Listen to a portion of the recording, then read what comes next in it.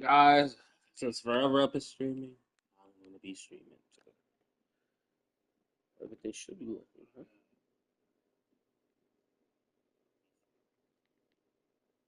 Yo, yo. Alright, but games are lagging. Just me. Listen to Forever Up while I'm streaming, bro. Alright, we got 2 days left on this Maharaga quest. What I have to do?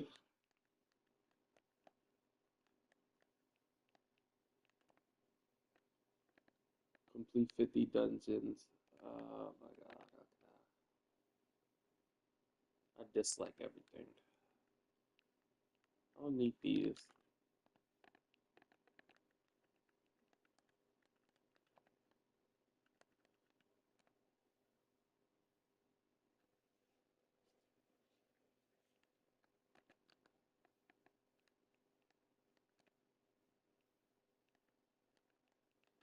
Or teeth.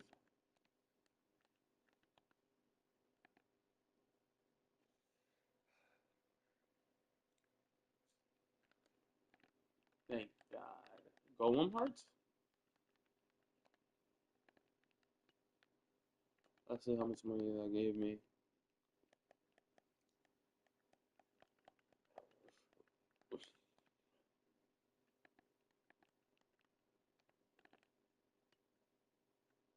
I don't need golden hearts for my uh for the craft, right?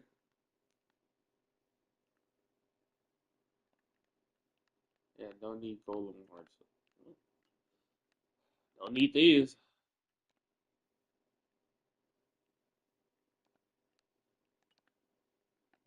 A lot of gold. Alright, in time. Time to do some dungeons.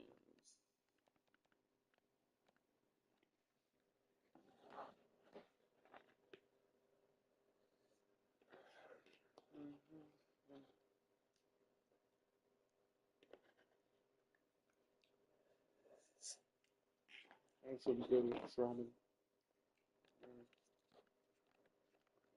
Today my internet seems to be running pretty good today, so I'll start the stream. Doing pretty good internet.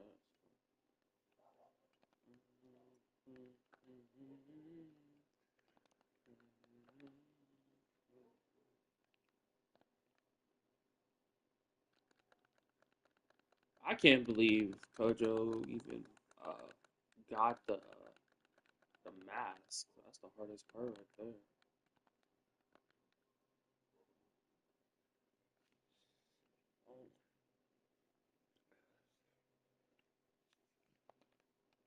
But bro, been playing Nightmare Mode this entire time. It's crazy. You could have just been playing hard mode this entire time. It's just got the same amount of rewards.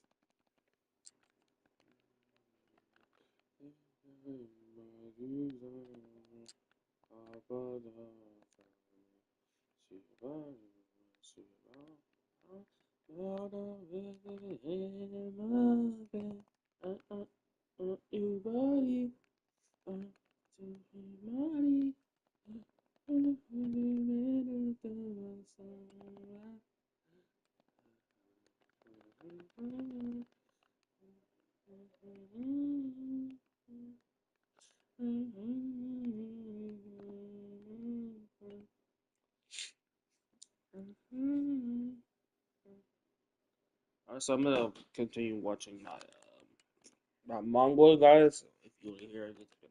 Let's just start.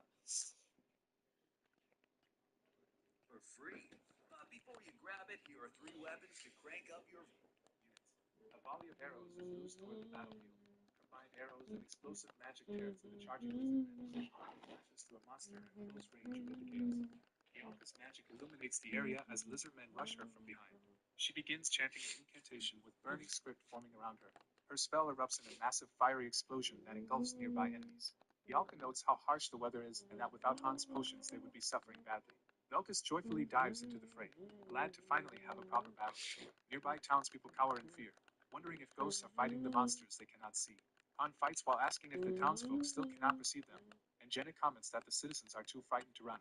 Velkus coldly says that anyone who lingers will simply die as he cuts another lizard man down. Blood splatters the ground, evidence of the invisible slaughter occurring around the civilians. One villager, seeing only the carnage's aftermath, whispers in terror about ghosts. Han realizes the townspeople can at least see the traces the party leaves behind, such as blood and destruction. Ryasis herself directs panicked citizens to flee toward the eastern gate, or they will die. When questioned, she explains that unseen protectors are fighting for them, though she alone can actually see those warriors. Someone asks if the invisible fighters are monsters controlled by Phreases. She denies having such power, and says she merely asked those warriors for help. An angry man recognizes her as an imperial traitor and accuses her of selling her soul to summon demons. He rants that her supposed transparent monster proves her guilt and mocks her for saving nobles first. Another villager pushes back, saying that regardless of demons or ghosts, Phreases just saved their lives. That supporter promises not to forget what she has done as the crowd finally flees through the gate. Phreases smiles in relief, but Han reminds her their job is not finished yet. Han notes that the more dangerous part of the side quest is about to start. Phreases senses a huge number of enemies approaching and panics that there are far too many. A timer appears with 10 minutes remaining as Han plans their defense, comparing it favorably to a previous three-front battle and ordering the team to spread out so they are not surrounded.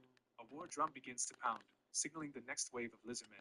The lizardman chief, I don't a even level know 2 if I can boss, beat this on appears and hard roars mode. about punishing those who defy nature. That boss He health is vows to bring divine ridiculous punishment down on on these that impure girl. lands. I think it Jenna was confirms with Han that her 250k. job is simply to kill bosses like that chief, and he agrees. I Phreases might be worries able there to. are too many things, but Han estimates about 100 and says I each party definitely have member to be just using needs my to handle Aegis around and my 20. Han then ultimate tells maybe in Phreases not later to fight, stage. asking her to watch from the rear while they handle the assault. Yalka readies another large-scale fire spell, commanding the flames to explode. Her magic detonates again, annihilating a cluster of monsters. Jenna is briefly struck but retaliates in close quarters, triggering another explosion among the lizardmen. The I blast just gotta tears through complete multiple this enemies, fucking spraying blood everywhere. Maharaga quest because I Afterward, really Jenna want tosses away her damaged quiver. The system equips her with a mana expansion quiver from Niflheim that lets her carry up to 100 arrows.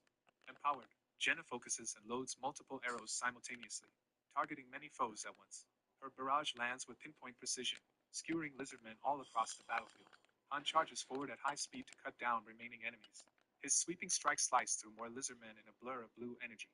Blood flies as Han continues carving a path through the monsters. to. He In the just heat went of on combat, something inside Han triggers and his eyes widen.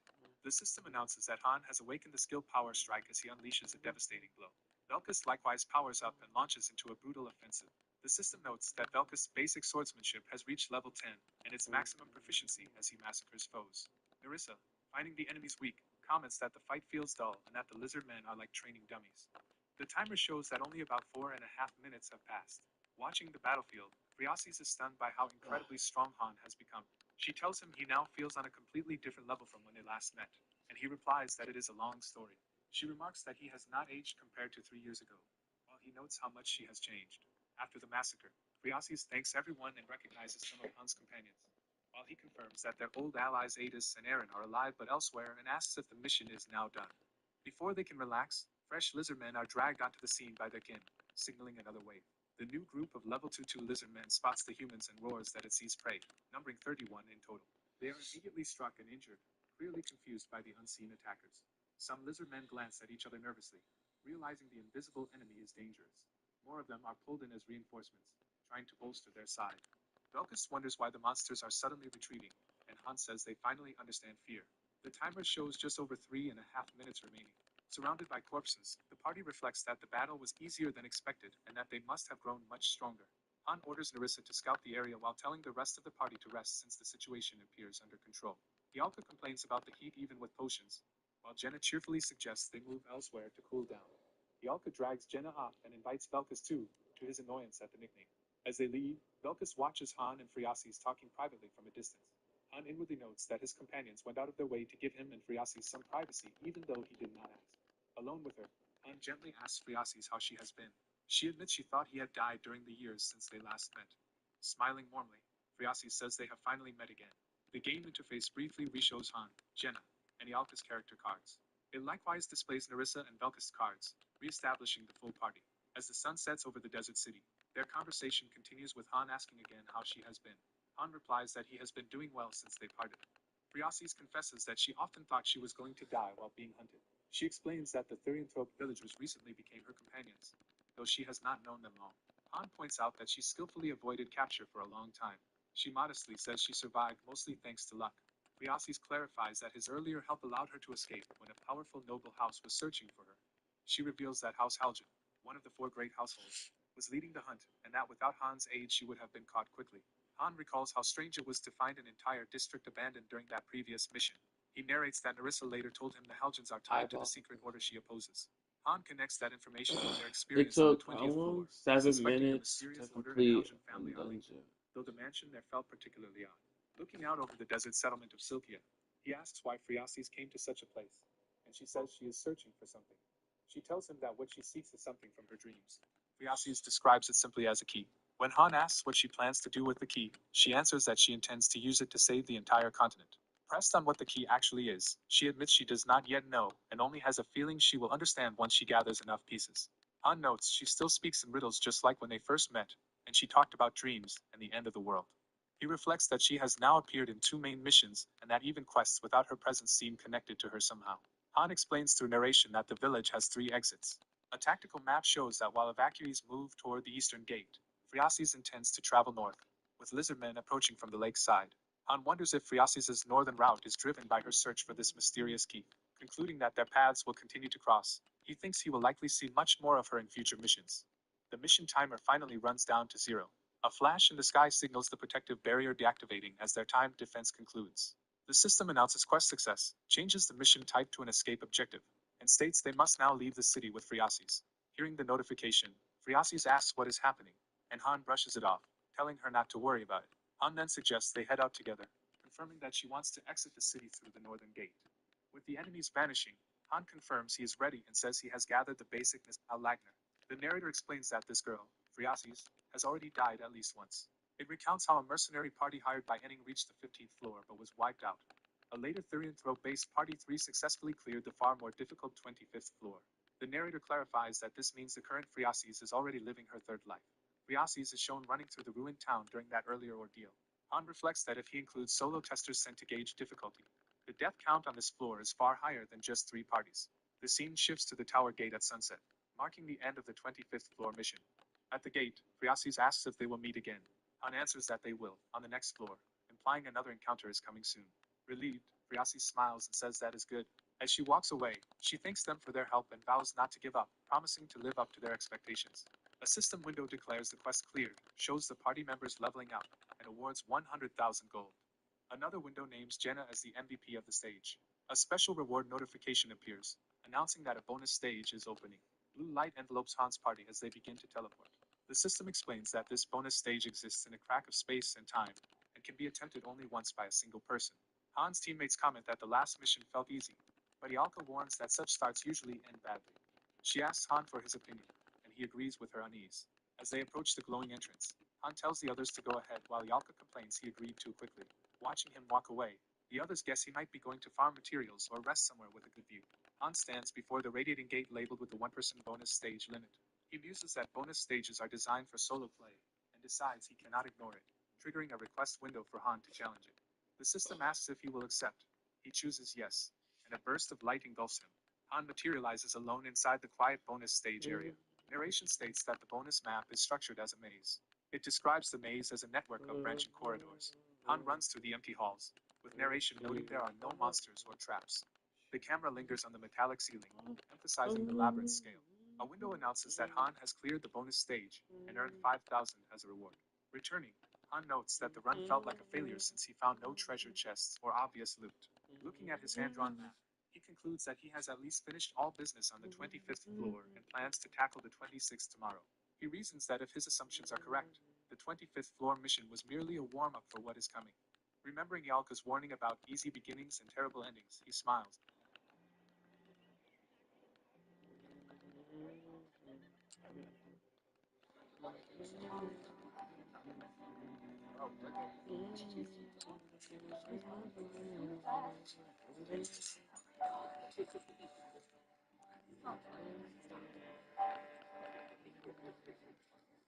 Do not listen to that.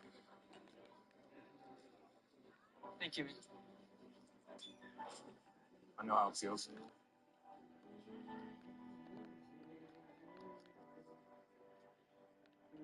thinking she understands this game well. Time skips forward to the next day. The bright sky indicates a new phase of their climb. Phreasis trudges alone across the harsh desert of the 28th floor. Seeing Han's party arrive again, she is surprised that they are still alive. The party assembles before her like saviors descending from the sky. Phreasis greets them, saying she is still alive but admits that surviving here is harder than she expected. Han hands her a bag filled with heat resistance potions, water, and food, telling her to use them wisely. Touched and exhausted, she confesses that he is the only one who ever helps her. As Velkist asks what kind of mission this is, Han summarizes that they simply have to follow Phreasis and protect her. Han checks that Phreasis knows where she is going. While a tip explains the potion's effects, she says she has seen the route in her dreams and only needs to follow certain markings. Han, unable to see anything unusual in the dunes, wonders what markings she is talking about. He narrows his eyes, trying to perceive what she means. Suddenly, armed lizardmen emerge from the sand, preparing to attack. A status window identifies a group of level 24 lizardmen, 15 in total, advancing on them.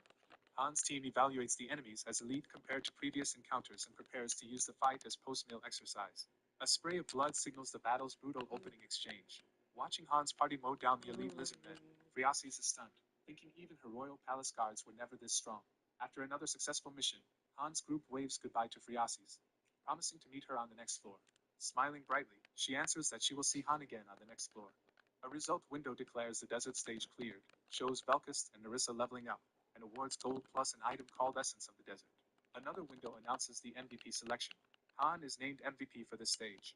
Later, some teammates grumble that the mission felt like babysitting a girl and wonder what the point of it was, while others chastise them for disrespect. When Velkist scoffs and asks if Phreasis is some kind of princess, Han calmly confirms that she is indeed the Empire's princess. Shocked, Velkist and the others try to process this revelation. Another teammate remarks that anyone who saw the 15th floor raid should already grasp Han's capabilities, noting his rapid growth since then. The perspective shifts back to the administrative hub, where the observer admits they still do not fully understand this strange place. Cards display the core party 3 members, Han, Jenna, and Yalka. Additional cards show Nerissa and Velkist completing the lineup. Night falls over the Tower City, signaling a coming crisis. A crazed lizardman zealot charges, denouncing those who defy nature and attempting to kill them. The system warns that the lizardman has entered berserk mode. Han responds by unleashing his own berserk state, angrily rejecting the lizardman's words as he powers up. After the slaughter, Phreasis urges everyone to hurry, saying they are short on time. Under the moonlight she reveals that, according to her prophetic dreams, the world will end in about 10 years. Han challenges her, asking how she plans to collect the mysterious keys when she does not even know what they are.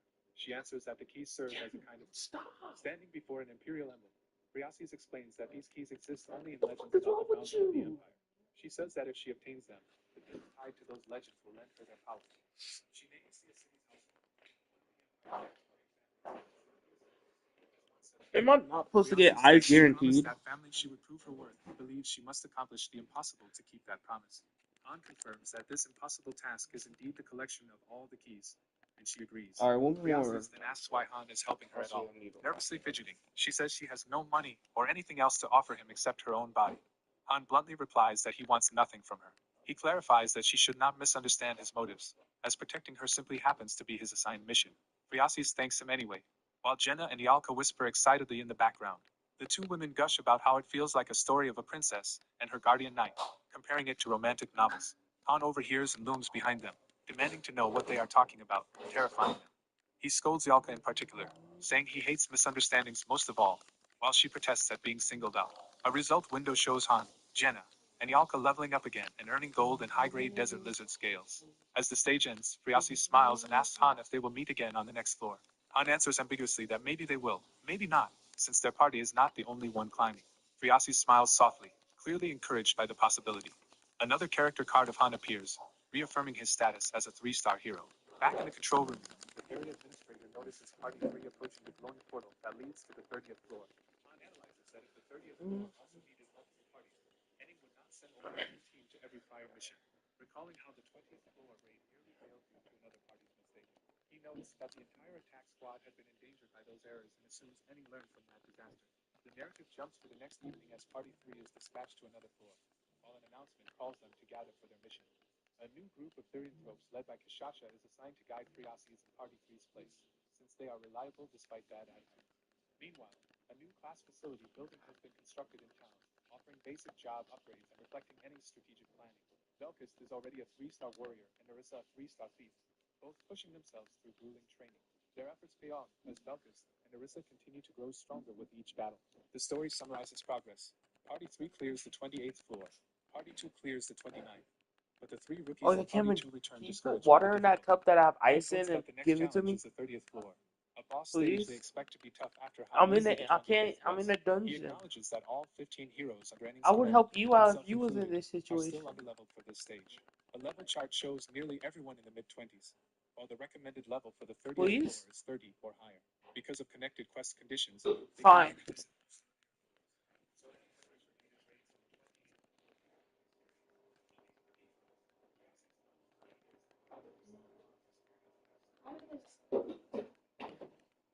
Jim, stop trying to. No. Jim, if you can't learn it, don't use it. Stop. I can barely see.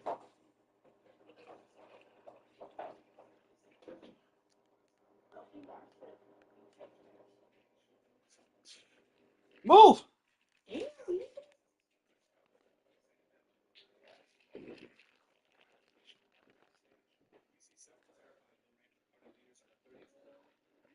Holy shit! A system warning explains that the mission officially requires 5 full parties and allows summoning extra heroes.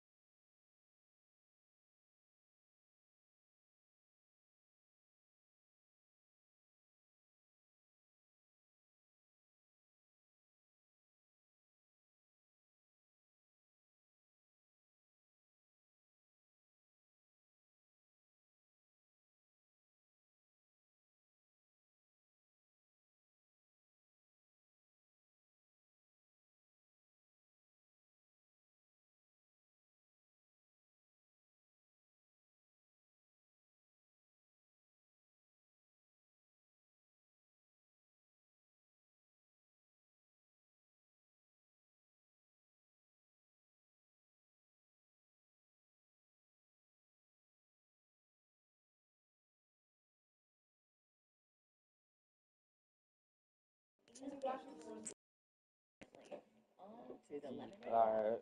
So I'm gonna face this guy.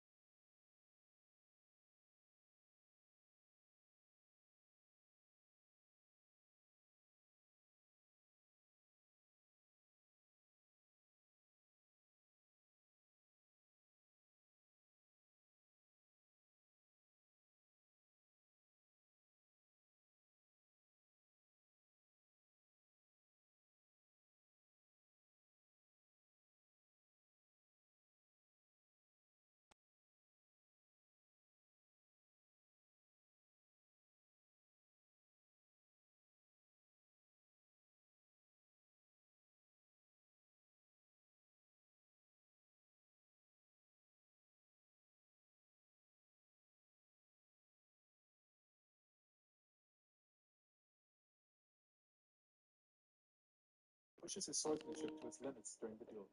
His weapon goes flying as the clash escalates. Velkus follows through with enormous power against Eren while Han watches. Exhausted, Velkus is ordered to pick his sword back up and continue. Watching the fight, Han notes the sword's trajectory is changing and concludes Eren is close to qualifying for intermediate weapon arts and about to level up. Narration notes that Narissa has also been training but focuses on support skills like information gathering and trap detection. It is pointed out that a clear combat gap has opened between Narissa and Velkus. Han steps in during training, clashing with Velkus' attacks in front of the startled Narissa. Han tells Narissa to step back so he can personally train with Velkus, and she apologizes. Facing Velkus, Han arrives late and apologizes while Velkus says he has been waiting all day.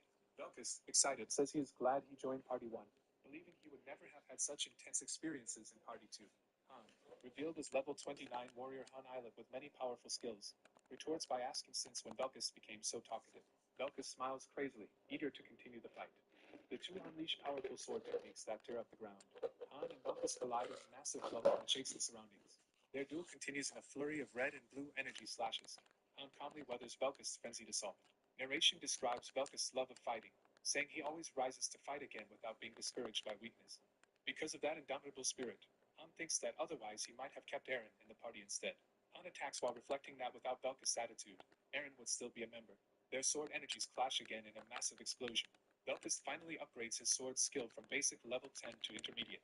The intense training also raises Han's intermediate swordsmanship from level 2 to 3. Time passes and the entire fortress map is shown, indicating growth and preparations. Night falls over the building where the parties reside. Inside a lounge, representatives of all 5 parties gather together for a meeting. Han notes this is the first time all 5 parties have assembled in one place. Adis is surprised that Party 3 is also attending this gathering. Kishasha insists that Party 3 takes the overall mission seriously and will not neglect its duties, also complimenting Adis for her politeness. Ryman from Party 4 introduces himself to Han, saying he has heard much about him. Gilbert from Party 5 likewise introduces himself and greets Han. Adis explains she called everyone to decide on a command structure for floors 30 and beyond, pointing out that a group of 25 needs clear leadership. Kishasha interprets this as choosing a war chief and wonders if they should just pick the strongest, while Han points out that strength alone does not equal leadership.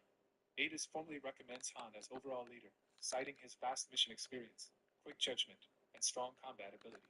Kishasha says she will accept the Dragon Slayer warrior as leader but declares that her group dislikes team fights and will not cooperate in battle formations. Adis objects that such reluctance undermines the point of choosing a leader. Han interjects that the beast warriors fight differently and forcing them into the other style would be inefficient. Kishasha respects Han's understanding, promising to heed his directions during missions when appropriate. Ryman asks if everyone must simply follow Han's orders. Han replies that he will give only basic commands and leave execution to each party. Adis privately tells a companion that Han merely sounds harsh but is actually kind, while Han brusquely tells her to be quiet. Han advises everyone not to panic during the mission, reminding them that fear leads to early death and that every problem has a solution, which Adis uses as proof he is considerate. Han's footsteps signals a final point he wants to raise. Ryman asks what else there is as Han introduces his last condition. Han warns that anyone unwilling to fight with full commitment should stay out of the upcoming battles. Ryman gulps nervously under the pressure of Han's words. He clenches his fist and insists he worked hard to reach this point and will not slack off. Han internally resolves to see whether Ryman truly lives up to that claim. Later, Gilbert asks Han for a favor. Gilbert says he accepts Han as leader, acknowledging that everyone already treats Han that way. He explains that parties 4 and 5 struggled to reach the second floor and that another, third floor has been created just as they arrived. Gilbert asks if good performance on this mission might earn parties 4 and 5 access to the third floor. Han answers that only the master can decide, but he will make the suggestion. Han gives Gilbert a maze map likely to appear on the 30th floor and orders him to memorize it beforehand. Gilbert privately reflects that Han is very young yet already de facto leader, wondering if the meeting was just to show the power gap between second and third floor residents, and fearing they are merely minions. He decides to endure for now while secretly aspiring to become the true leader himself one day. Gilbert vows to himself that soon he will be the one recognized as leader of this place. Cards introduce Party 4's core members, Ryman, Rosa, and Likulin. The remaining Party 4 members Veden and Roderick are shown. Party 5's key members Gilbert, Riken, and Karen are presented. Miguel and Jetty complete the Party 5 roster. Another view of the fortified town emphasizes the stage where all this takes place. Morning comes over the headquarters building. Han asks his own party if they are ready while taking his weapon. A comrade grips a sword and answers affirmatively. Another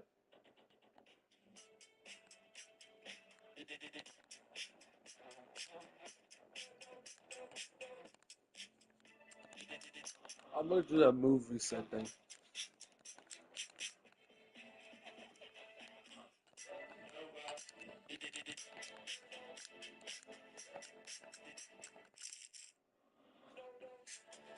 What? What you want, email?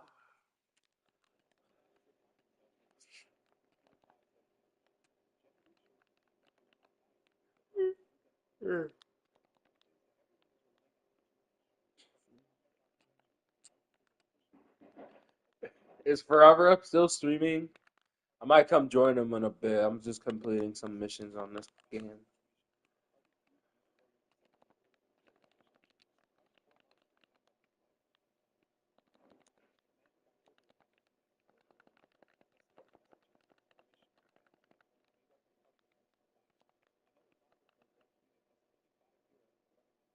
Yeah, but he's in the game, so yeah, I get that, bro. If you can come by and talk to me, come by and tell me when he's off, like off the game, so I can come join him.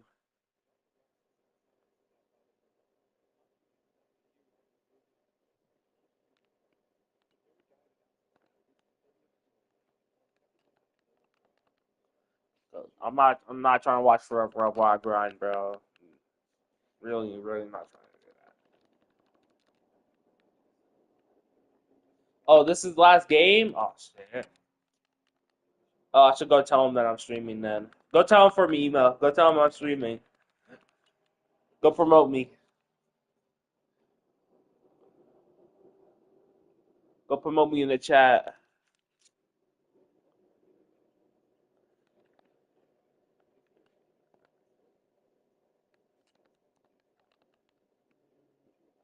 Just say forever Minecraft streaming. That's it. Oh, fucking hell. This guy's.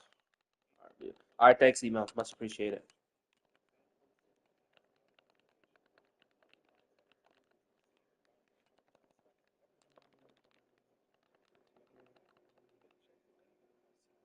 Yeah, thanks. I would go watch his reaction, but I'm kind of like focusing right now. Damn, I'm about to die. Actually, after I get these and watch this one, hold on, I'm one. I do you care if I die? Time for one more life.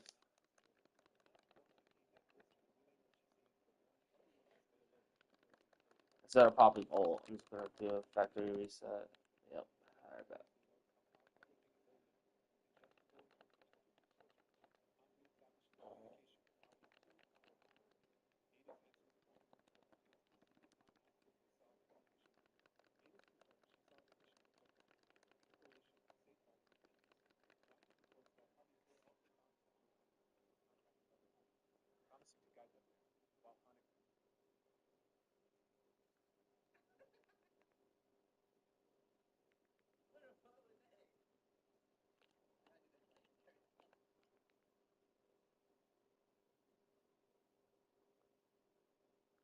Streaming back.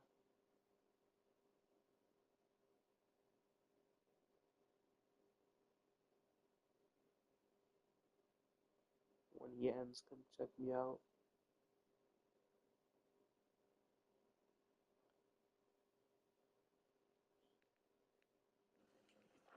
I'm taking his viewers, bro. I'm taking his viewers.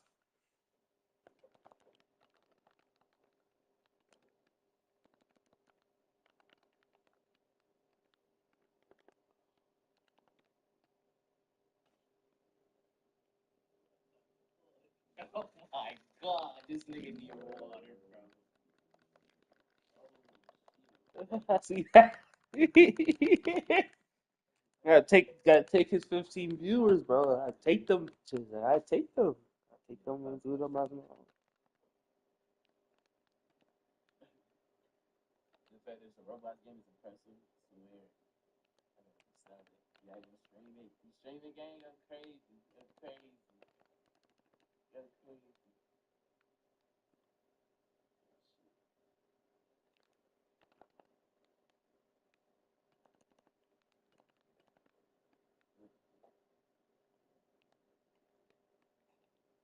Little Jeffrey Epstein. That's a crazy name. Yo, that username is absolute emo, crazy names, crazy names, bro. Whooping it. They whooping that. When did he join the stream? When did the nigga join the stream? When did that nigga join the stream, bro? Oh shit! Hold on, I need to come join this bitch, bro. Come join with him for on his stream, bro. Who the fuck is this? Long time ago. Oh my god, yo, that's crazy names on top of my comment, bro. That's crazy names. I'm gonna say you something. I bet.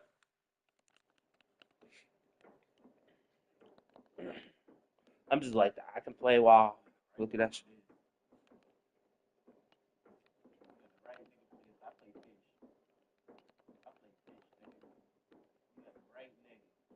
Oh, he's playing fish out there.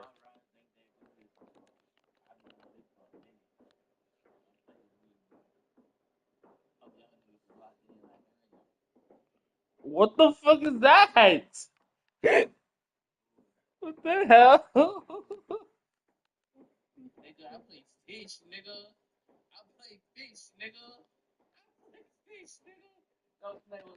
Sent it, bro. What is that?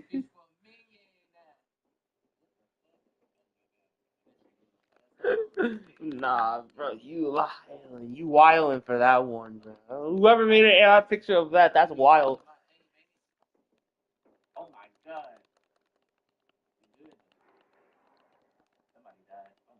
Bro, when someone named Jeffrey Little Epstein came into my chat, bro, I clowned his ass. I'll be clowning the fuck out of him, bro.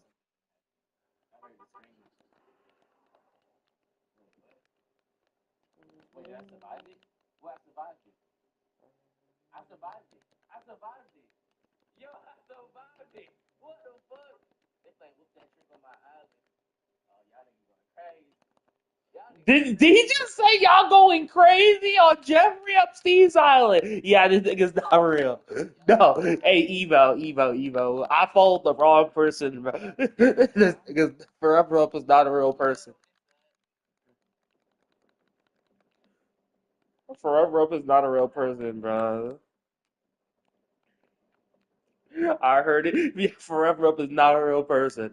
Forever Up is not a real person, bro.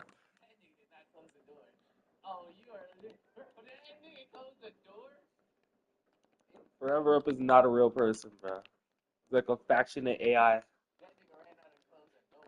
You will say go crazy when he's a clink. Yes. No one in their lifetime would say go crazy to a guy named Jeffrey Epstein. Little Jeffrey Epstein Island. I don't think anyone I wouldn't say that. I say do your thing, bro.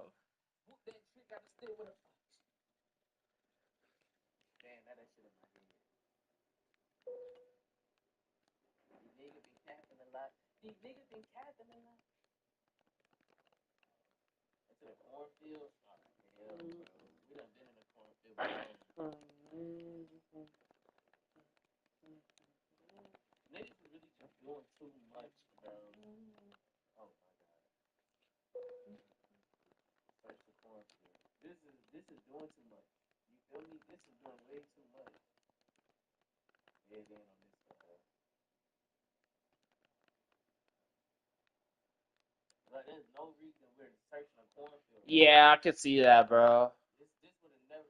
I should turn on my shit a little bit. I just turn it up by two. But yeah, it looks boring. It's literally night. I don't feel like it's that scary, huh?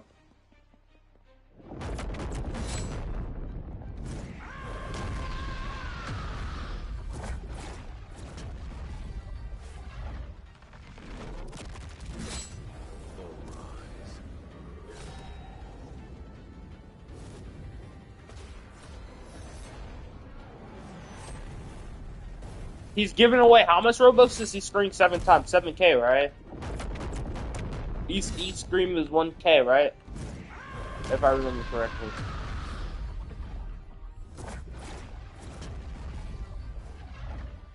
Okay.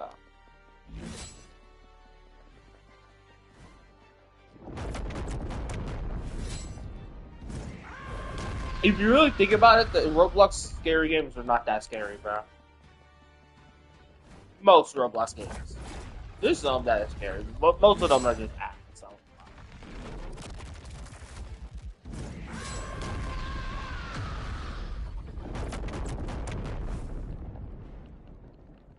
click it, nigga. Click, move.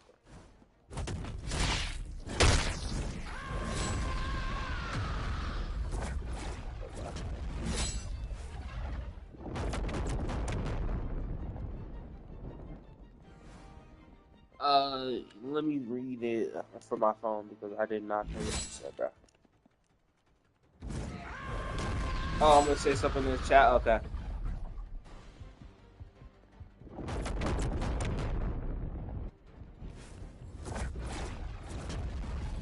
What did you say?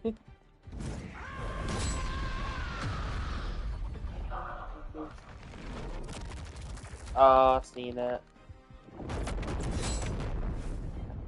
He feel like every game he plays, he feel like it's good, bro. This is some games that he plays absolutely fucking ass.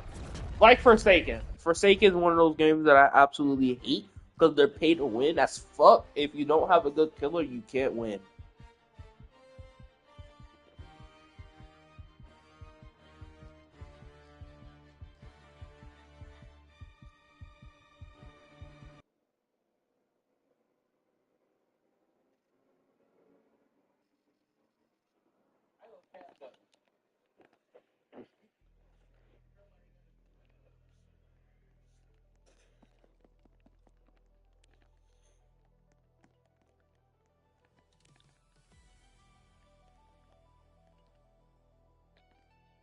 Okay.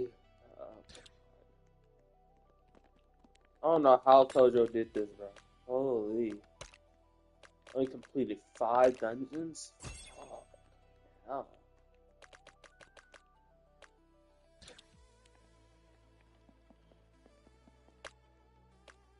I can't exchange them because I don't need everything. I don't need these.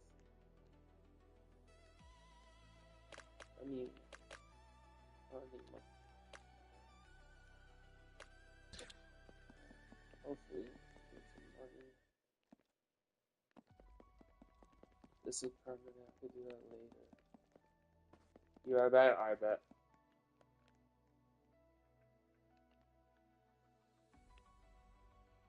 Oh my god, I wish I could just buy this and be over, bro. I wish I could just buy this shit. Just be over with it, bro.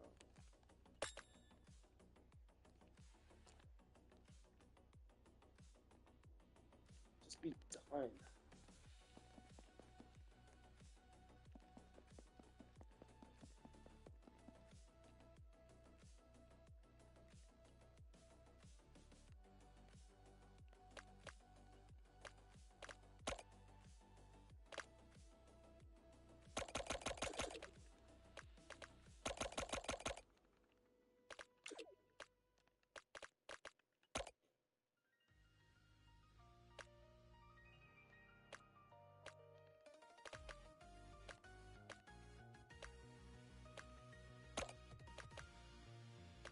What about nature?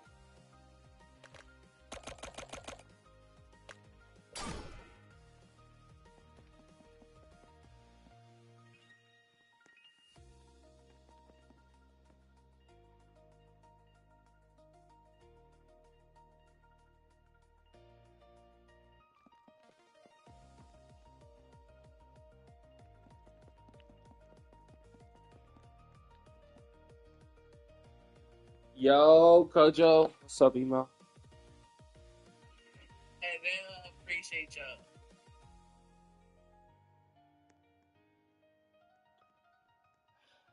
I'm just trying to grind this quest, Kojo, for real. Just trying to do this as my hard request, and then I can do probably start doing sausage cast on the weekend. I need a couple more dungeons. I need your help with nightmare mode though.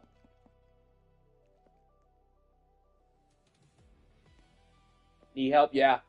Need help on nightmare mode on high school.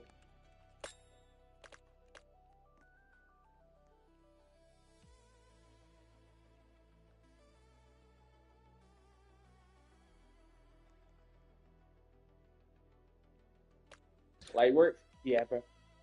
I need to also complete 100 dungeons, so I guess we're doing that tonight. So 5 status crowns. Just got power passes, that's good. I need to do this. See, I get 5 status crowns, and need that. That'll be so much easier to complete 100 dungeons.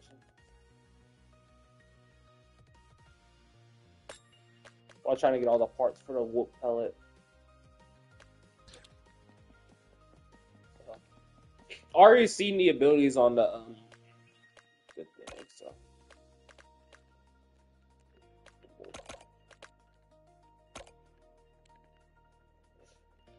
I spoiled myself by watching a video on it.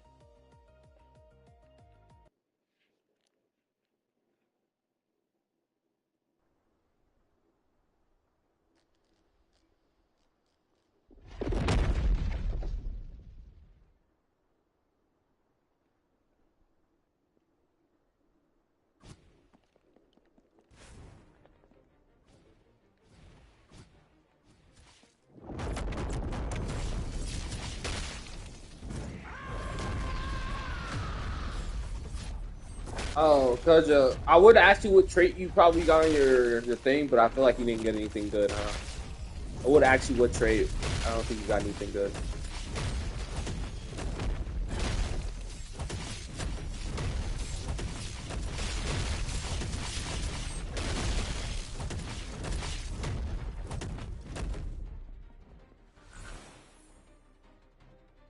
I'll protect you while you type. You got accuracy 3. Honestly, that's not bad. Hopefully, when I get superior. Either get superior or unleash.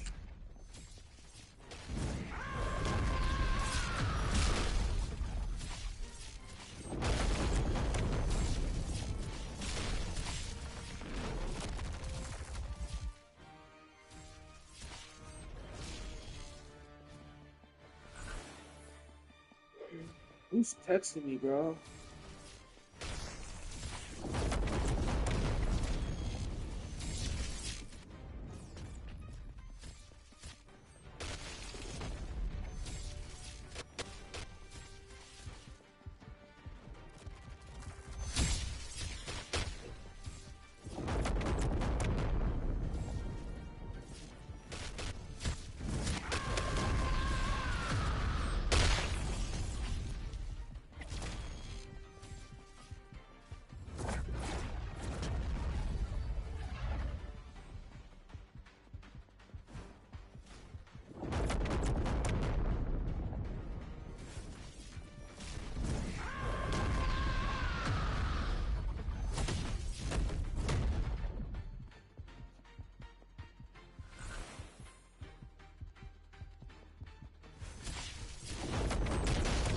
My home, bro, man, the wing, and that's the worst shit ever.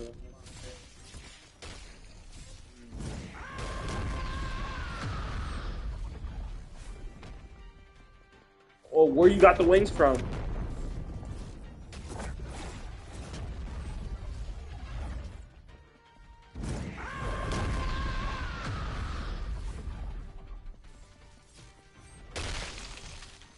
Yeah, you're doing a little M1 damage. I'm not gonna.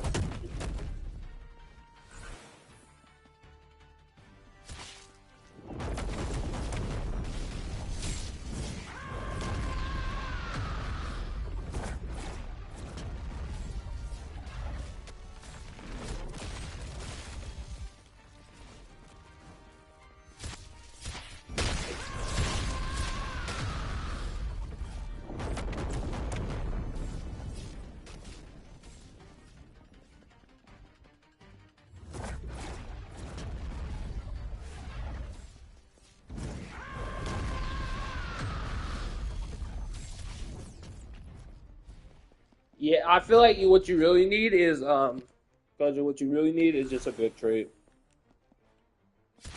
You only have accuracy in three. Imagine your skill damage are actually doing super good. It's just that you have accuracy three. If you have superior, I feel like you'd be doing so much more than percent points.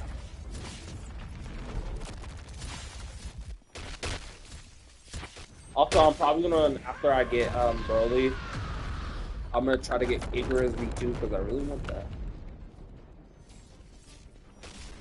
The 50K per spin is crazy work. That's crazy. That's crazy. That's crazy work.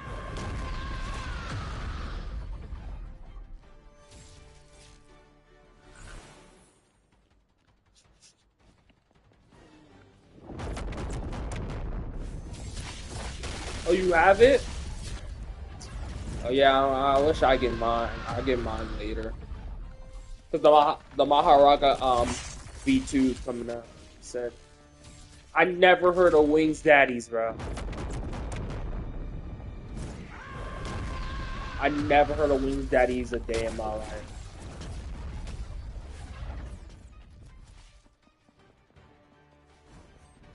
That might be your country thing, bro. I never heard of Wings Daddies. Good as trash. You know, I never had a bad Popeyes. You know, like every time I went to a Popeyes, I never had a bad Popeyes. That's one of the things I hope I never encounter, a bad Popeyes. Then I'm suing the hell out of the company. Because they ruined my black flavor.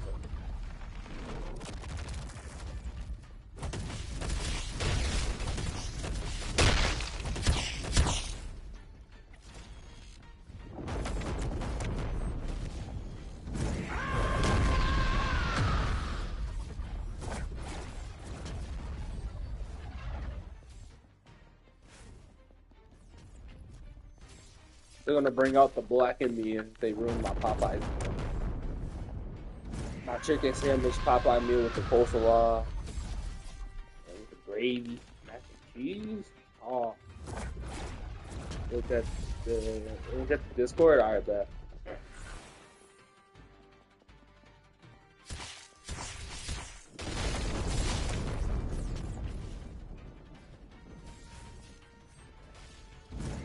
Did you just say it's okay, Nissan? You got yeah.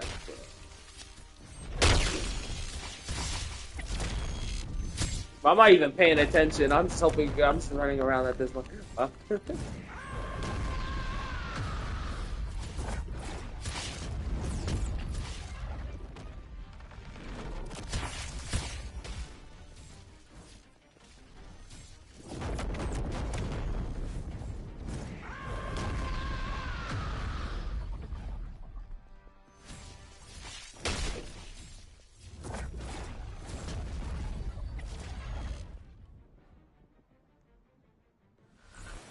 How much health does this nightmare boss? I have not faced this boss in nightmare mode yet. That's only been hard. Oh, that isn't. Oh, that is actually bad.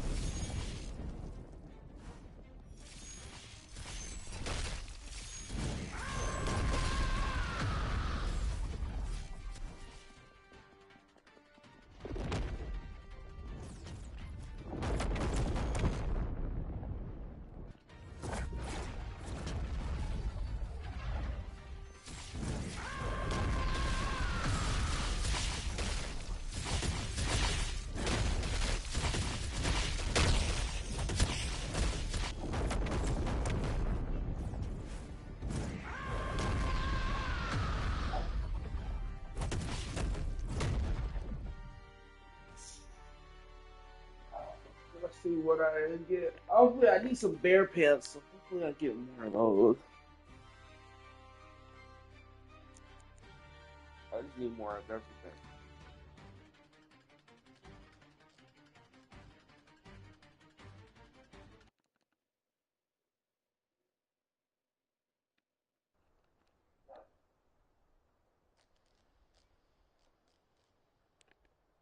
I told you, I don't think you joined.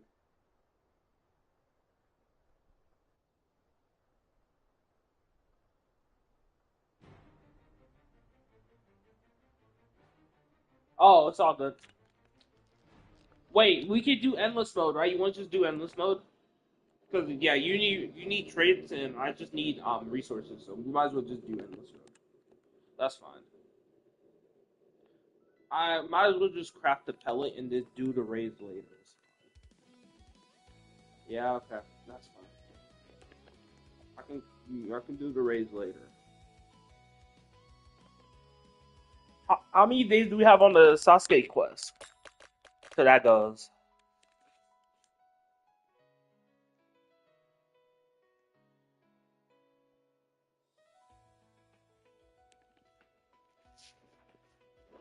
Yeah, what's your question?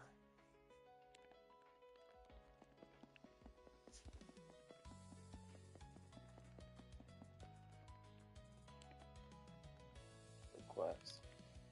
I know you're done with. I'm just trying to see. There's 16 days left.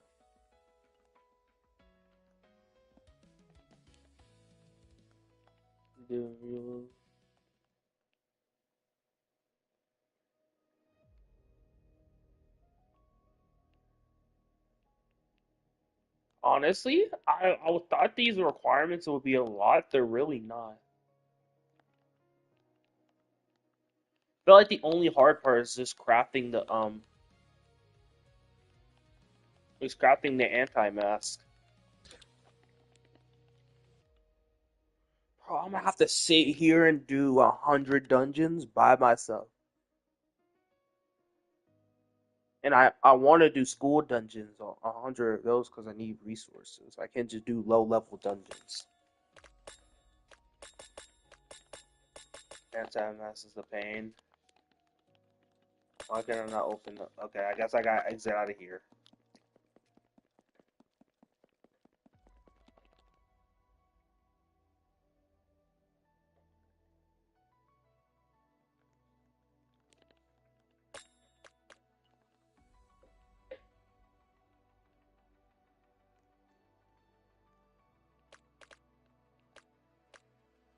I mean, just one. Yeah, how would you think it's bad? It has 1% life steal. Why would you think it's any bad? It's never gonna be bad. I feel like this is the order people will put it in. No, we have this, this, and this. In that order, people would put on this. But yeah,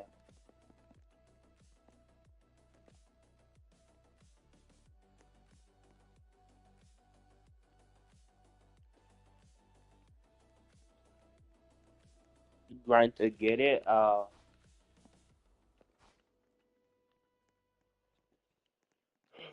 You want to see how many traits I have? That's been nice. Hey, I spent like 10 to get superior on this one. So now Sukuna, I got Sukuna in like a reasonable amount of spins. So I'm just gonna wait for his update.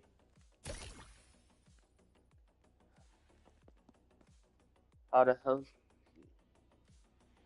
Hey, I told you the codes and you just saving up, bro. I saved, bro. I put in so many codes. I've been just saving.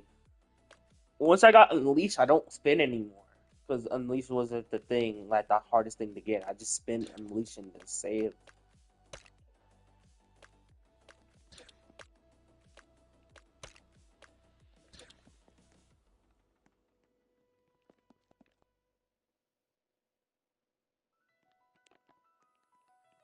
Hopefully, I really want to win one of those giveaways on the anime Discord quest. They do that, yeah. But the anime Discord quest, right? They do giveaways.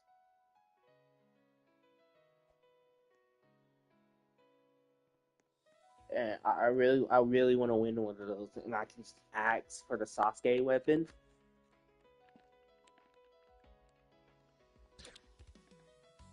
Just ask for Sasuke's weapon.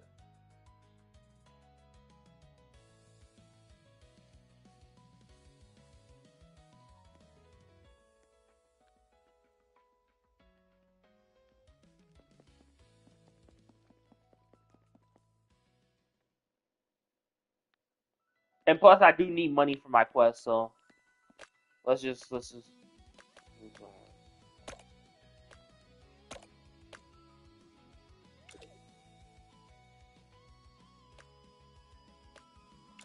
Oh, I'm not high enough level to do that. Wow, you have to be level 50. You gotta be. That would be a big dub, yeah. You gotta be level 50 to do infinite mode on school dungeon? Yeah, bro. You got me fucked up. Why would it be level 50 and not 45? Why would they do that?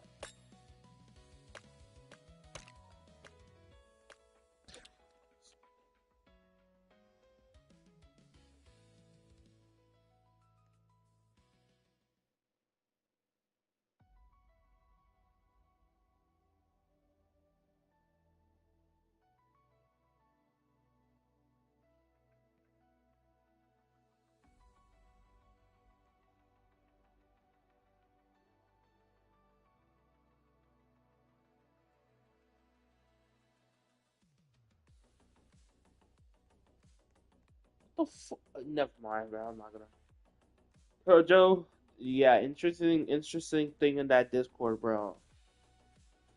It's interesting stuff. Get them out the way. I mean, we don't need demon eyes for the. Oh, wait, do we?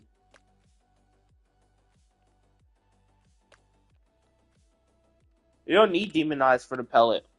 We don't need demon eyes. That's only for Gatsu.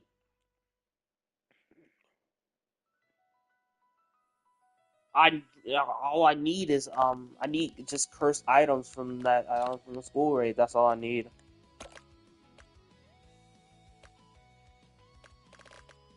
And putting it on Nightmare, I have 60% chance, 100%.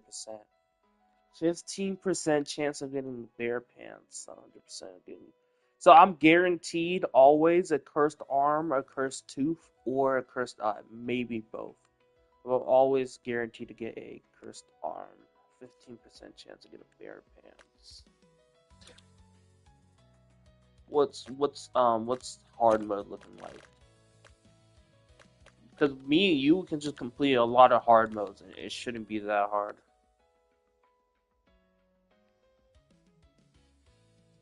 Honestly, yeah. I feel like hard mode it doesn't really take off any of the percentage.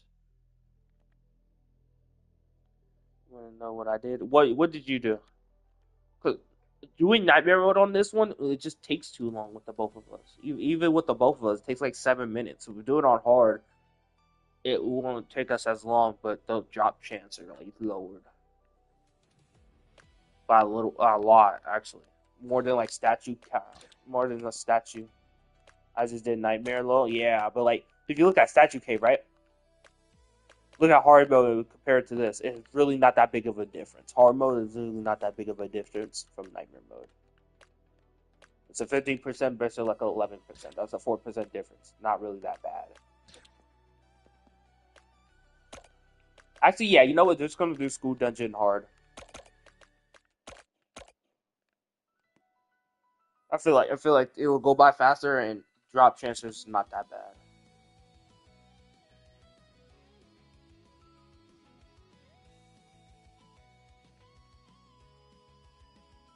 Just gonna do hard mode. So we doing nightmare mode just takes a long ass time. We do with the both of us like 6 minutes. We do hard mode, it wouldn't take as long, but our chances are decreased. At least mine are. But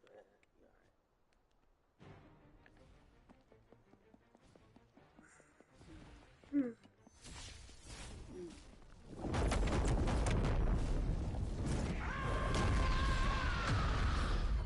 This should go by quicker.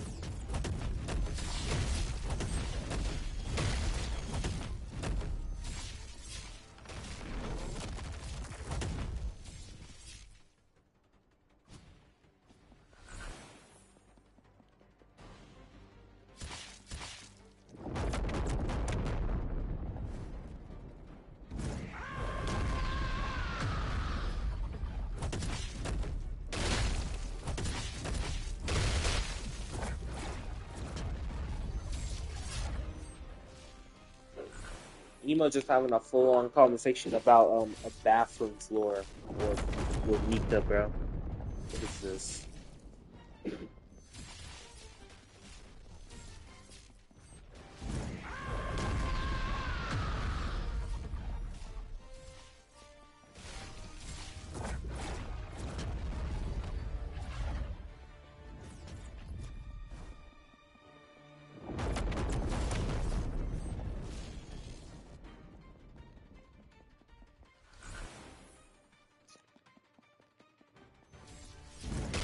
Oh yeah, Kojo.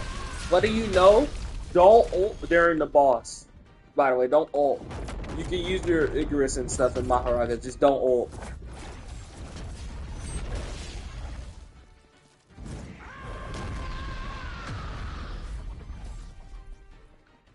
Ulting waste time because of the animation. So if you want to like just do it instantly.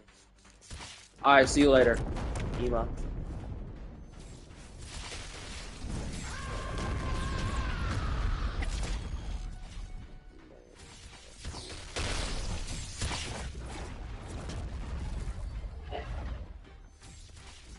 Uh-huh.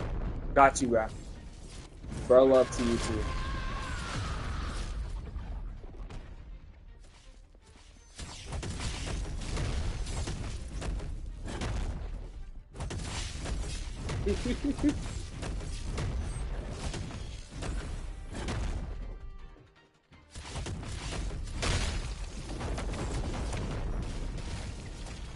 But I don't know how you did this for like repeating days, bro. I'm already getting bored.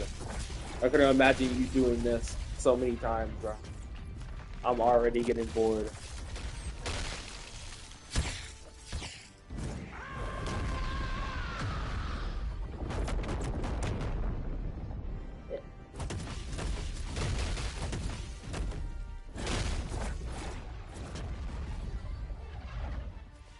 I can protect you while you side, by the way. It's fine. You got time. Oh yeah, this is the last enemy, by the way. I got you.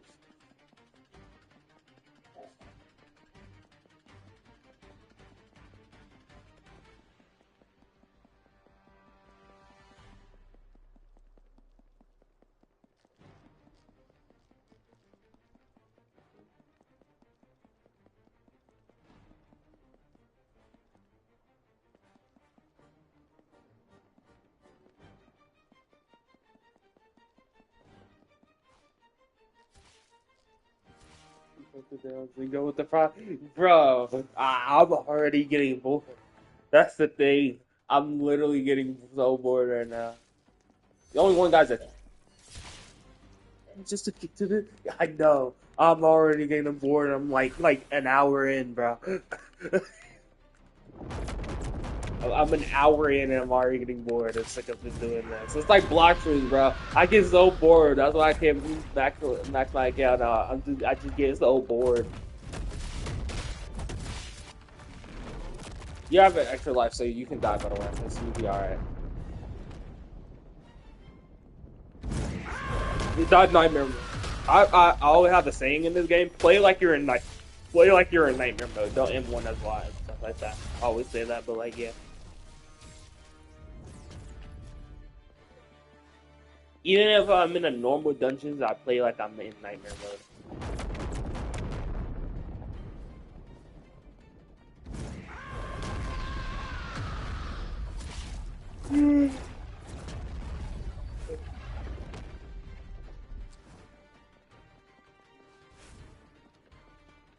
Like I'm one at all, trying not to at least.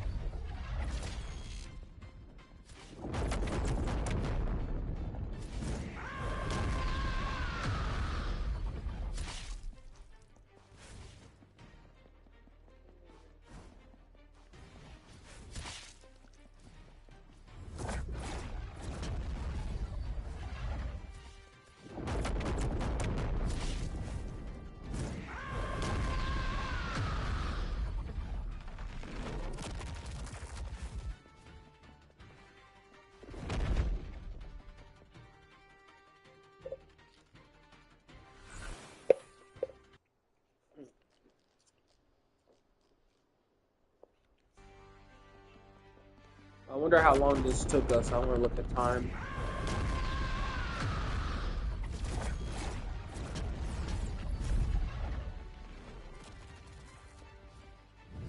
You can pop these too. I don't care. Just the ultimate. Those take the cutscenes.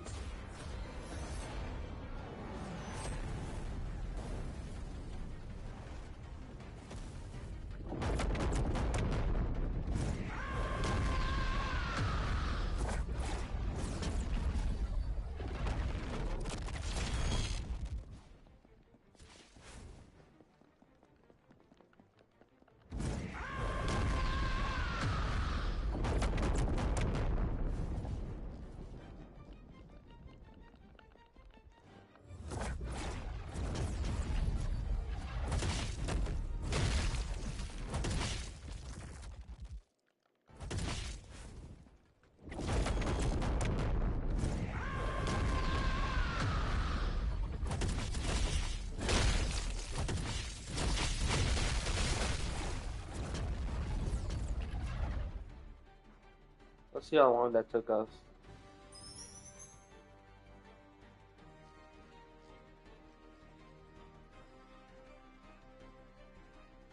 7 minutes and 51. Honestly, that's not bad.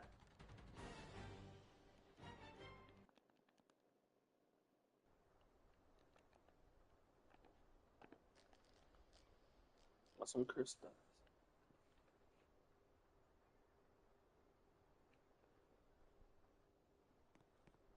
If we didn't use our what's called our specials, that would have been like a sub.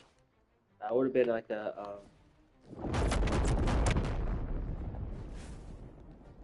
that would have been like sub 6 minutes. So honestly, it's just faster. If I didn't use my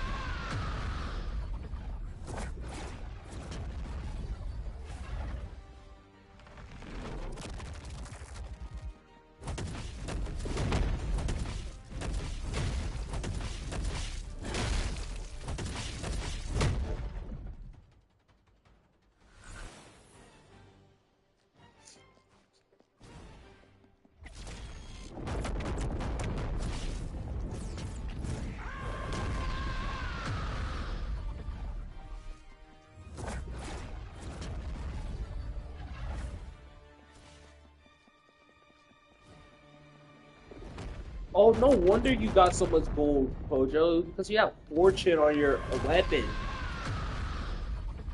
That's why you got so much gold. I just realized that. Because you have fortune on Broly, and that's why you had so much gold.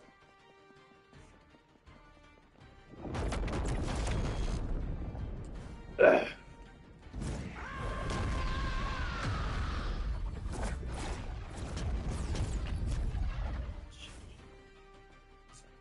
I might spin for Child of Sun and try to get fortune on him. Like 1 mil. Yeah, I saw that. I saw your screenshot. You know what I should do? I'm gonna get Child of Sun, right? Or get another copy of Broly. Child of Sun, another copy of Broly, and try to get fortune on it. And then on infinite mode, you have to carry because you said infinite mode gives you a lot of money. So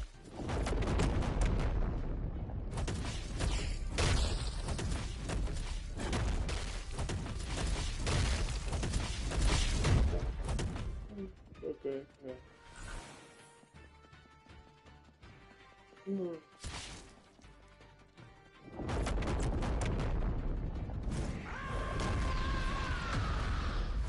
Gives levels too. Yeah.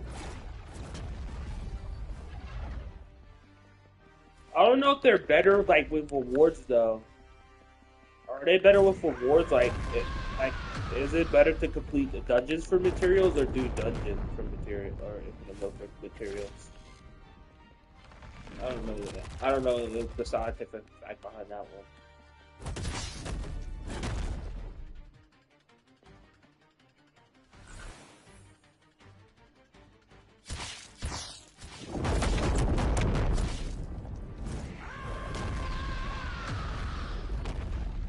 You do endless for materials. All right, man. Once I get to level 50, then we can start doing that.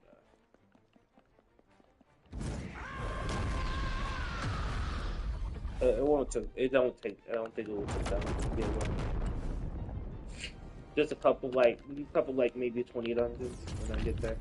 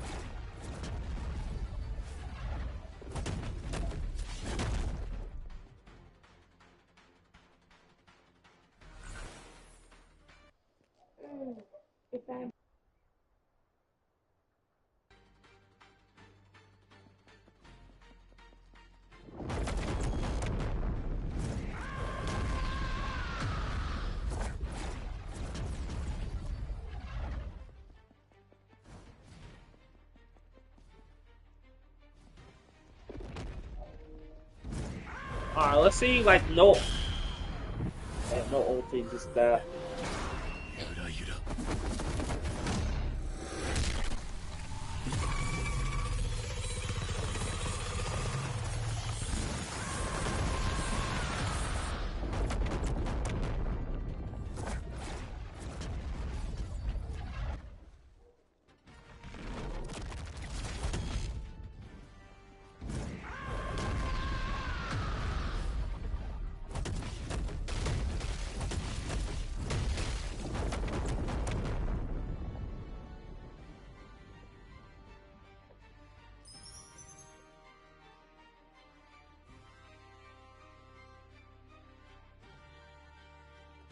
Ooh, good haul, good haul. Still haven't gotten a bear pack. Yeah, we gotta do another one. We gotta do another one until I'm level 50. We gotta do another one until I'm level 50.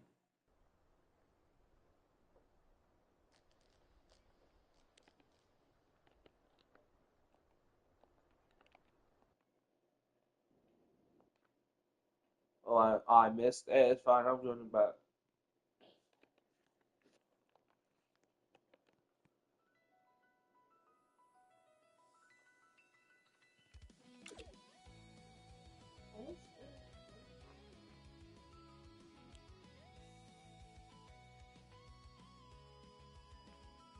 46. Halfway 46. Yeah, it's gonna take like 20 dungeons to get me because I don't have like VIP or anything, you know. So it's gonna take a while.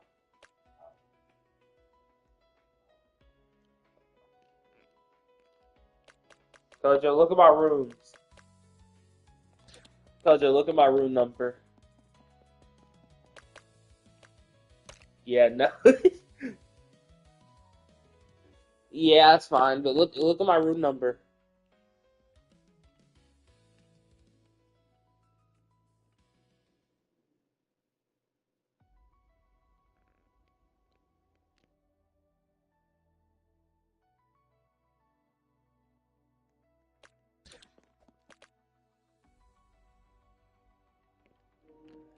5.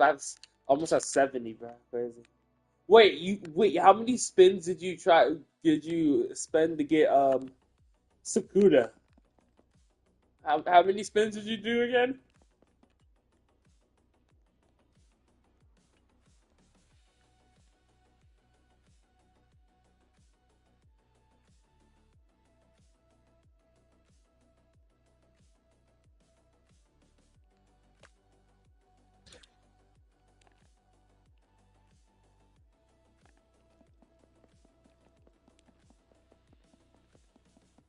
Normal spins. God. I mean, hey, I don't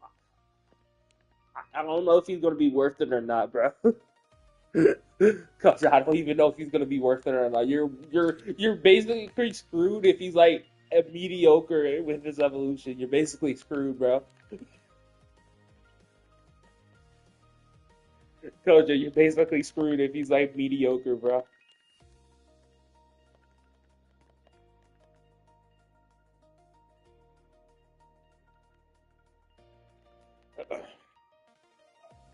I'm so close with the gold, and I need to do 20 more dungeons, 25 more dungeons.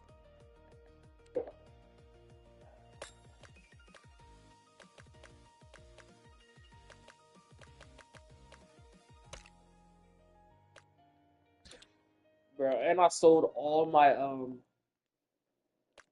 like everything other than other stuff.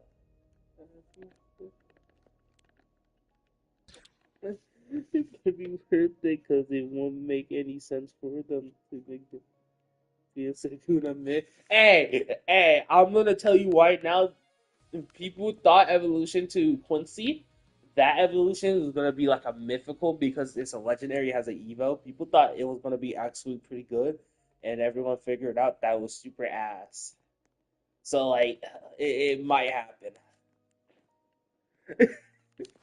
I have my hopes up for it, but yeah, it might happen. It might just be ass. It might be the best mythical, but it might not be the best mythicals because Child of Sun is still pretty relatively good. Like you can still pull Child of Sun and be happy. Are we doing endless? On what the?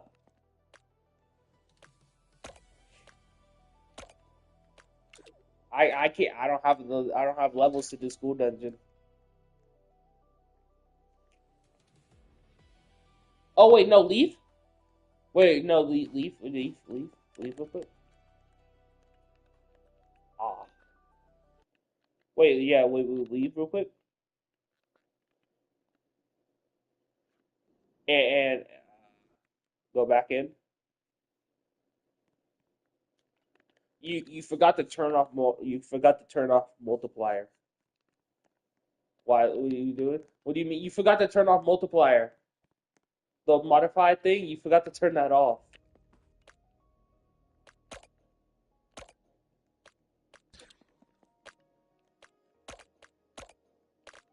Yeah, you forgot to turn that off. See this thing down here?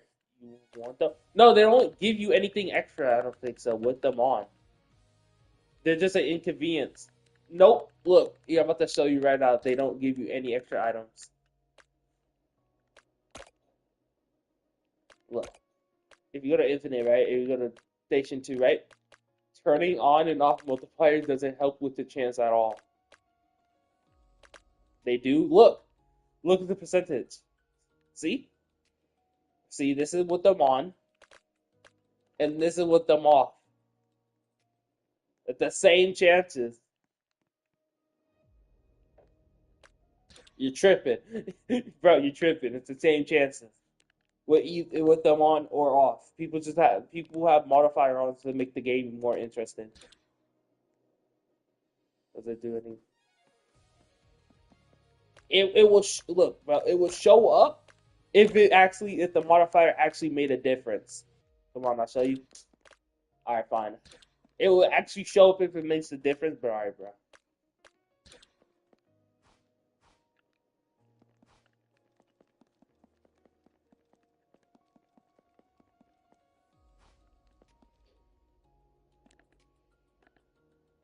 need gold anyway, so I guess we're doing this. Now arriving. Please stand clear of the platform edge and prepare to board. We wish you a pleasant journey.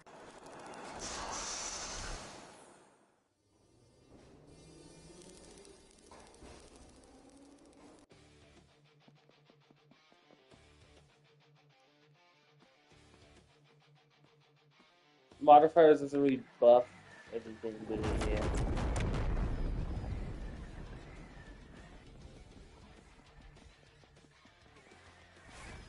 Oh. Wait, let me see real quick, because I never played, only played it once with modifier, and I saw the percentage thing didn't change, so I was like, what's the point of turning it on?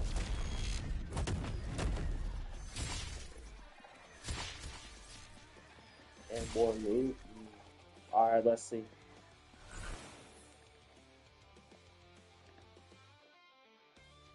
Oh. Yeah, but there's bad ones, bro. Yeah, I guess.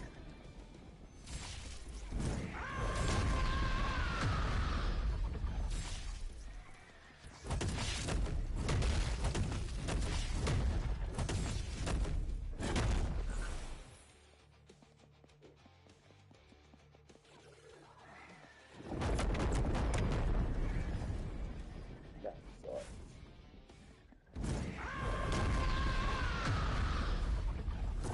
Yeah, that's a glitch. When you use war. I think when you're in the middle of lagging while using war, you can just go in here.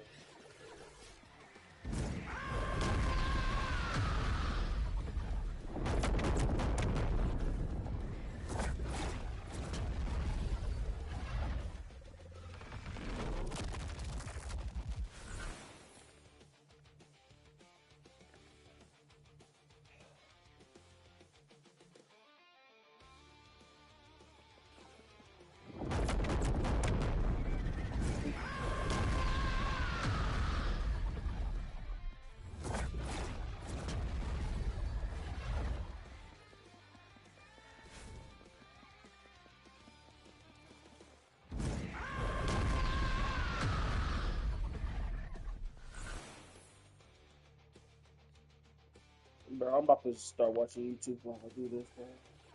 I'm gonna watch some videos.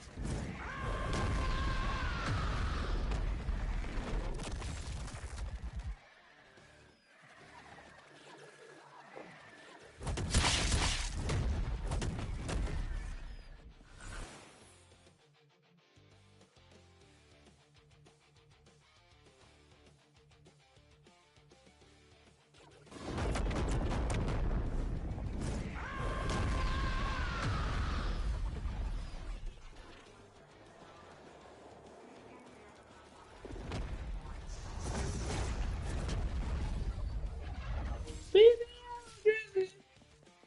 Baby, I'm deserving. I'm not thinking. I want you to know that you want to be. Thank you. I know you will soon. I know you feel this baby, I'm crazy. Baby, I'm crazy.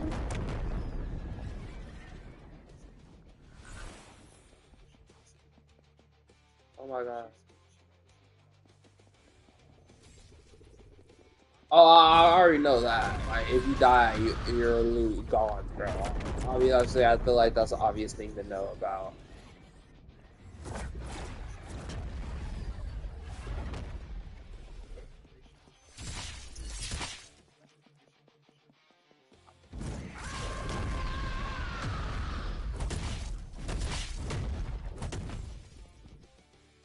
Ada's confirmed she is listening as Han asked if she saw the mission notice, which she did. Han informs all parties that his group has already secured the designated enemies and orders them to stop sending them. Instead, rendezvous with the party. Malcolm is making pleasant conditions, but Han tells her to be careful. Reaching the central dome building, Han confirms that the operation. The angelic statue atop the dome is the only evidence on its work. Han steadies himself between the statues, ready to take his home. A roster screen reiterates parts once coming from Han, alongside Jenny, Falcon, Ridley, Delta. I mean, you have life steal, bro. You shouldn't die. Han is pathetic. Life steal is OP.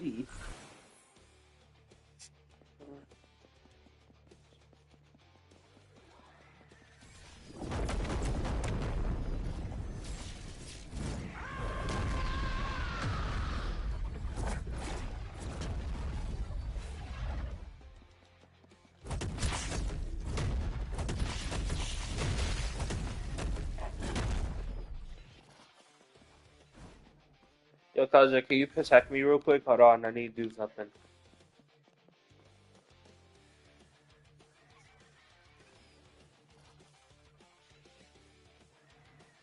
Oh, okay, we can do that in a little bit. I'm just getting comfortable because I know this is gonna be long.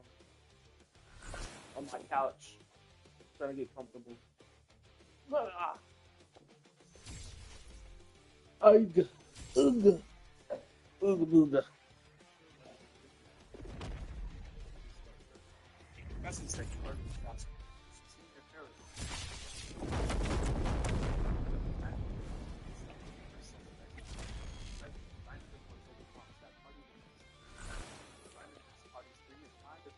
Go. Is Shasha part of Greek?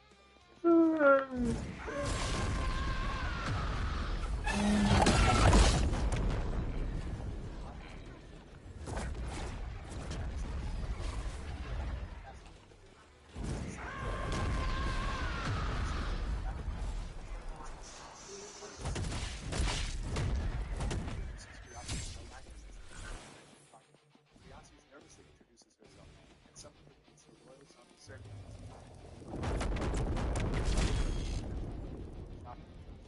Bilbo silently wonders if Curiosity is still there with his stuff. I hate that ability, bro, so much.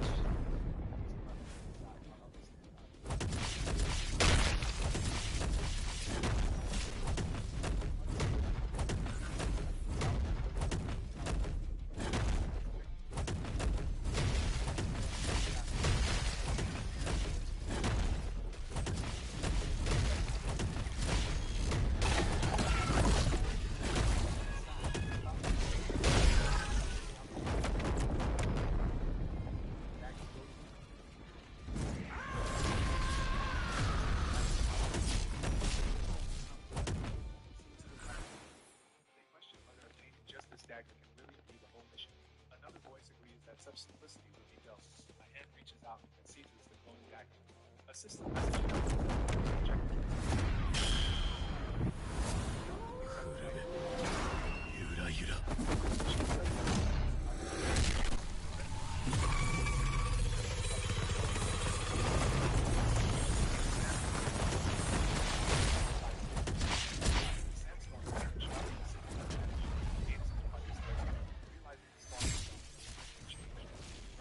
violently beneath the party's feet. He orders everyone to flee toward the exit, with Marissa guiding them southwest.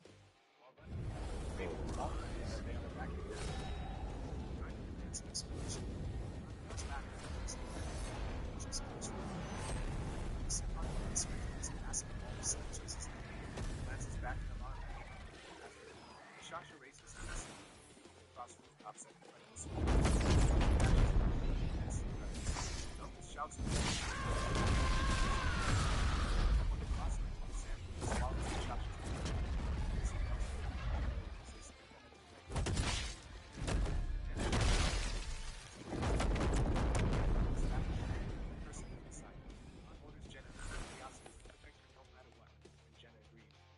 tells the rest of the group to keep running, estimating 5 minutes to the exit.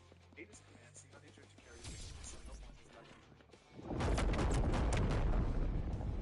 Tries to shut back.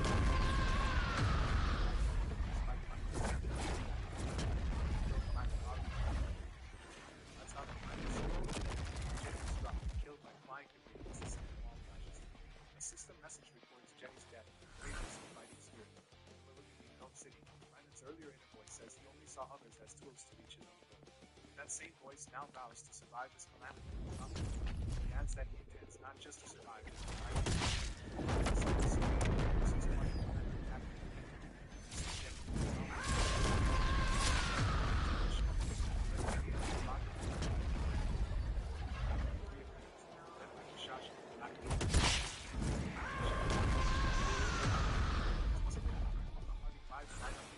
Jenny. Jenny has killed in battle. He advances sand-tied terrace to more of the city streets. And Radiant's unmasked lies out. There's everything not to stop running even after the confirms that Party 4 has escaped and asks where they should head next. Yassi's gasping. Disaster is unfolding. Han tells her not to move. I am finally quitting nicotine for good. This will sicken, or at least anytime soon.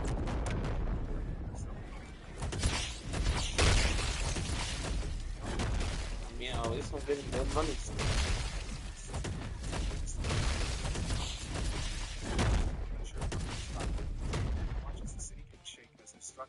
This is ever gonna get harder, bro. Feels so bored not having a challenge.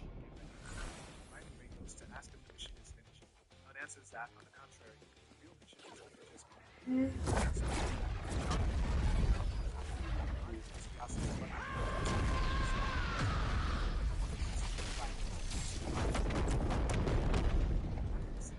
Fire surge starts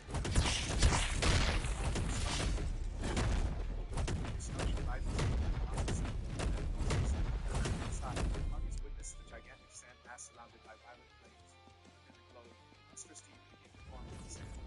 When asked Riasi's if this gigantic flame matches anything she has seen, Riasi stammers that she has never seen anything like it.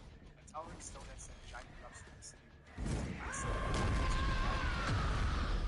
A system screen announces a new subjugation The entity is identified as an ancient statue of the middle level. Riasi stares up at it in horror. Han also gazes at the monster, sweat running down his face. Shasha smirks inside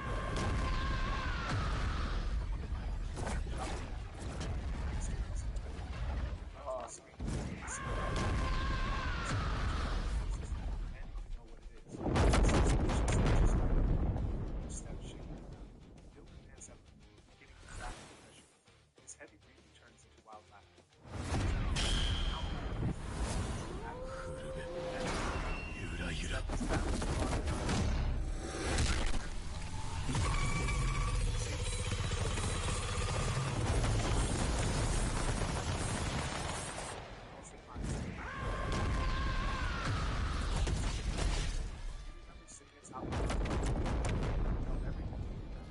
Obsessed with greed, he thought only about getting more wealth and power.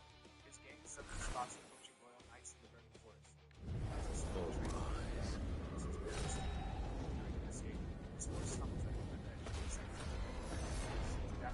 Oh.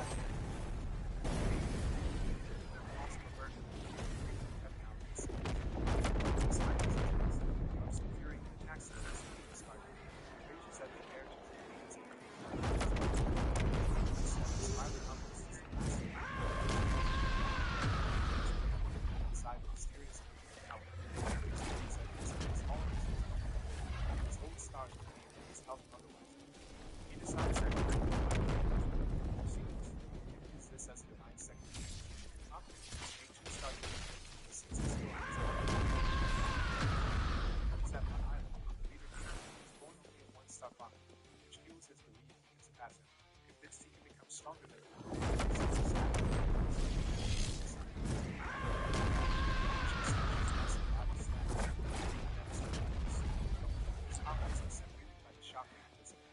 A system message announces that he's all the stats by the despairs, believing they never had any chance to stop him. Facing the colossal stone giant, he recalls a past damage and decides there is no way to win in this escape. The adventurers panic at the sight of the monster, fall into fear that lowers their stats. Protest that defeating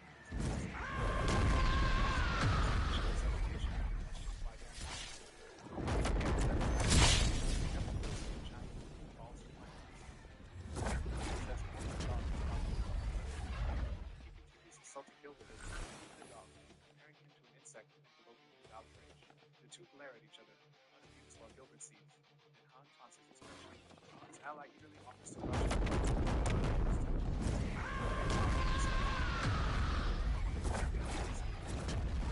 That the system forces them to kill the giant.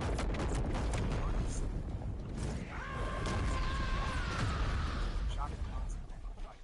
He interprets the status display introduces Han's Party 1 members, Jenna, Yalka, Marissa, and Belkin. Party 2 is shown, with Adis and Roderick leading on it, Benny, and Lily, all suffering few debuffs. Party 3 is presented, composed of I Bishasha, will check. 47. Party 4 is displayed next, with Ryan, Rosa, Aiden, Roderick. I'm probably gonna get the amount of gold I needed. So I'm definitely probably gonna get the amount of gold I needed.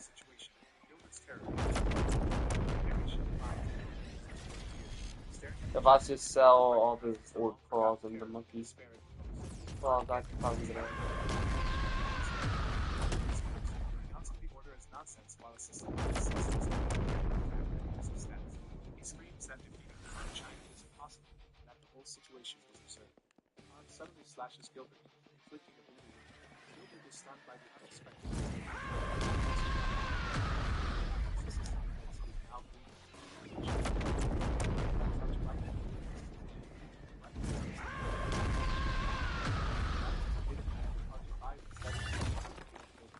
Now the system comes right to choose between fighting and dying, which he can cast his hesitation. Han explains that on this floor they must kill any enemy regardless of what it is. They must move if they wish to live. Yalka and Jenna accept the difficulty of the situation and encourage each other, insisting they have always prevailed and will continue to do so. Belkis brings on his back. Steals for something. He shifts from shock to determination.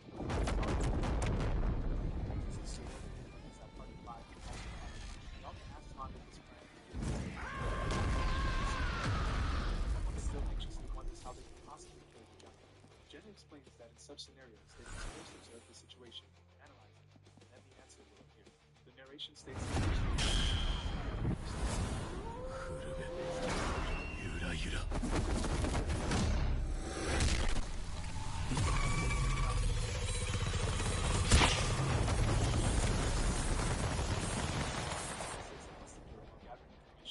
Jenna suggests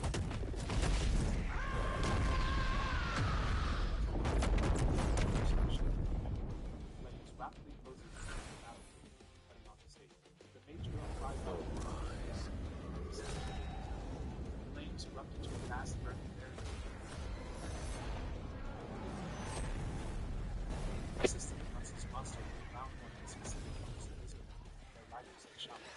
One notes that the monsters will reach them soon, and how ones at one.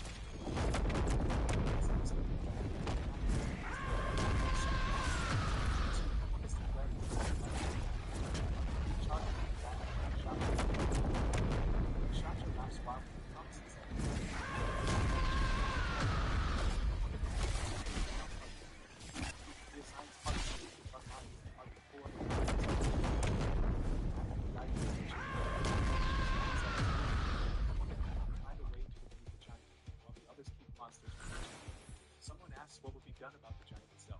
Han explains that the giant clearly targets weapons.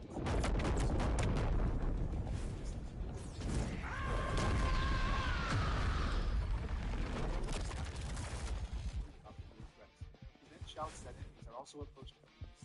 The system declares monster wave round 3. A schematic shows the giant focusing on Han while moving from all sides.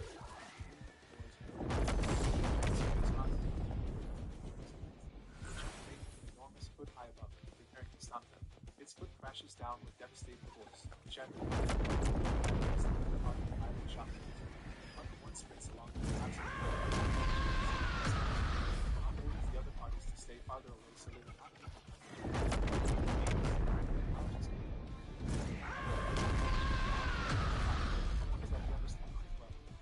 Yeah, I'm gonna pop ult. So I can get my health back.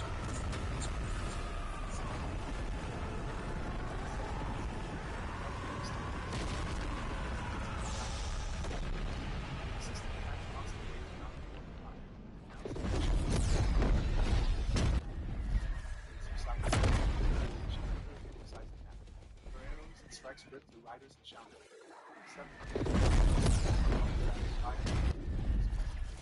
She summons a towering column of flame that incinerates any enemies that way.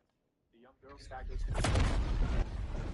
Dawn kills another monster while shouting for her to avoid danger. She looks back at the shot. The giant again raises a massive cliff directly above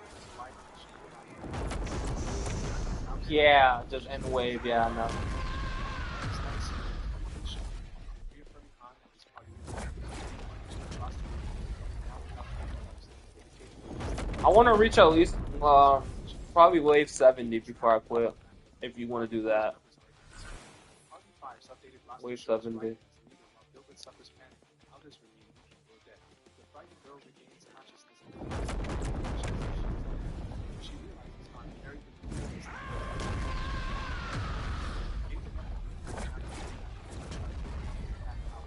by a party jack. Han confirms he is fine. Ask Davis if they can still get the sun.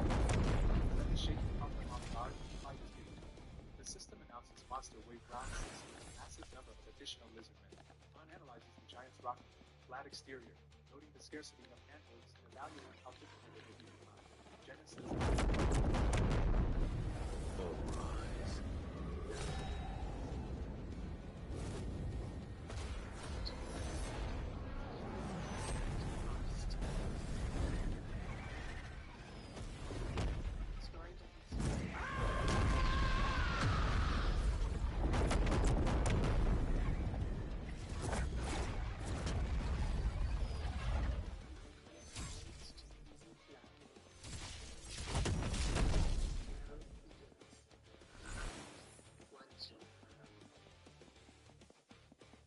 What he is planning. Han states they either have Elton is stunned and questions whether he is serious about that.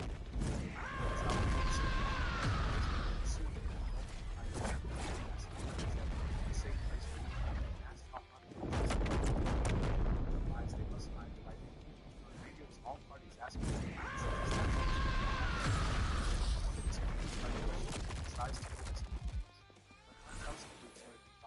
Davis responds that she does not see any goddess statues around her position. Shasha reports that she sees a strange female statue that might be what expression shocked is what Shasha knows that the statue is possibly carried inside and then shouts to the girls. She pulls out the ornate shows her response. Han contacts Kashasha again and asks if she can climb onto the goddess statue's hand despite being in the middle of battle. Kashasha agrees to try. After she does so and nothing occurs, Han tells her party to vacate the area because he wants to get the statue. The system has his possible way down. Davis yells that the enemy count is still rising. This formation never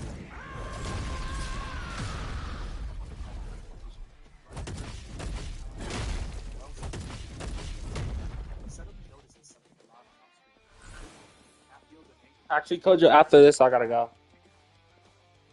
I gotta go for a bit.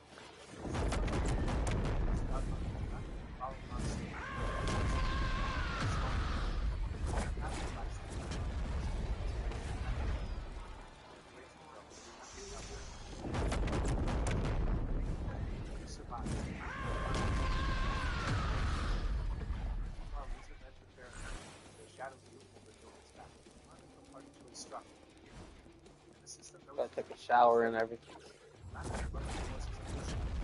I'm gonna pop ult. Yeah, go ahead.